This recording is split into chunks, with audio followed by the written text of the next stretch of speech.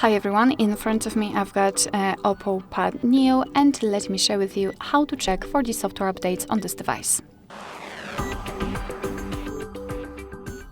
So let's start with making sure that you've got the internet connection it is required, and then we can enter the settings. Now let's scroll down to the very bottom, and here we've got the first evidence that we actually have the update. This red dot, if you can see this, it means that your device is trying to tell you that you can actually update the system. But let's tap on update device, and we have to tap on this, this toggle. Let's tap on it. And as you can see, your device is checking for the updates. That's why we needed the internet connection. And here we can meet two different scenarios. This is the first one where the update is available. Your device will of course show you the information about it. You can view more just by tapping on this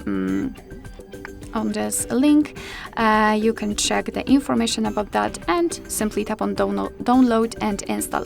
The second scenario is where you're up to date. Your device will of course show you the proper information, will show you the version you've got currently applied, and that everything is okay.